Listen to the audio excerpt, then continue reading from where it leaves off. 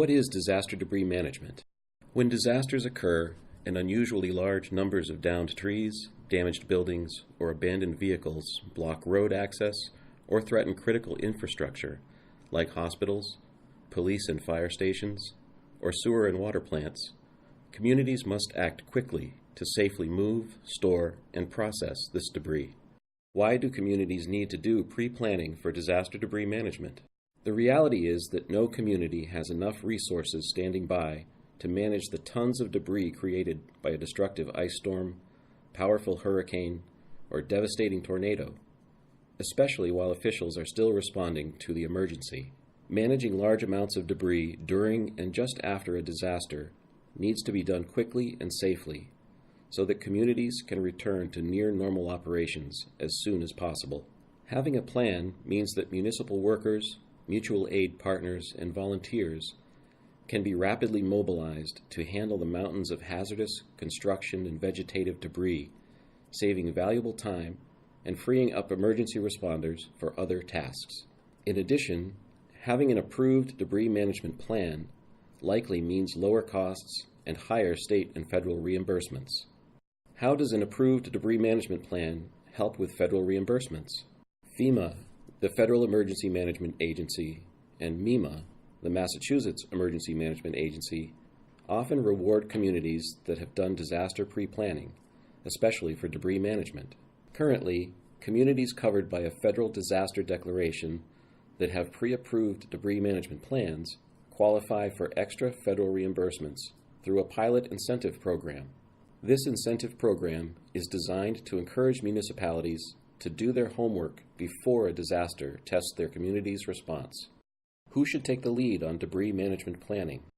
Usually, the Emergency Management Director and the Local Emergency Planning Committee, or LEPC, take the lead on debris management planning, though the process can be started by any municipal department, committee, or elected official. The Western Region Homeland Security Advisory Council has a disaster debris management toolkit online to help with this planning. This toolkit includes a debris management plan template that has been used by Western Mass communities to obtain MEMA and Massachusetts Department of Environmental Protection approvals. The toolkit also has a quick response guide and expense tracking forms to help communities take immediate action during any incident that includes large amounts of debris. What are the steps needed for debris management planning?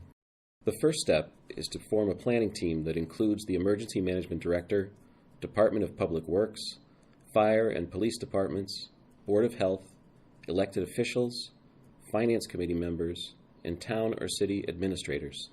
Members of historic and conservation commissions should also be consulted, since large events often impact historic buildings and sensitive habitats. It is critical to identify one or more debris management sites that could be available in an emergency and likely would not have their access roads blocked by such things as floodwaters or damaged bridges. How do we identify a debris management site? Ideally, debris management sites are community-owned, near major roads, above floodplains, away from significant historic districts, far from critical water supplies, and without overhead power lines. The sites will also need temporary access to power and water. Planning teams should consider all the large, open, accessible fields and parking lots in their community or region. No site will be perfect, so municipalities may want to partner with neighboring communities to share resources, though each jurisdiction should have at least one local site as a backup. Who must approve the debris management plan? The owners of potential sites should agree to have their land used during a declared emergency. Eventually, the landowners and chief elected officials should sign an MOU, or Memorandum of Understanding, that states when and how their property can be used. Once a site is identified, the Massachusetts Department of Environmental Protection, or DEP, must approve all waste disposal sites, including those used in emergencies for debris. More information on the legal requirements for waste site assignments can be found on the DEP's website. After elected officials and the DEP approve the plan, it can be submitted to MEMA and FEMA for final approval, so that the municipality can qualify for the extra reimbursements that may be available during declared disasters. What other kinds of resources or tools are available to help plan for debris management? There are several other useful online resources to help communities plan for disaster debris. IS-632A is an online FEMA independent training that covers disaster debris management. The DEP also has some helpful guides, including details on how to apply for debris site approvals, as well as details on the Federal Public Assistance Pilot Program for increased federal share reimbursements. What are the next steps? There are 4 key steps that should be taken now before the next disaster. 1. Form a debris management planning team. 2. Identify one or more debris management sites and get these sites approved by DEP.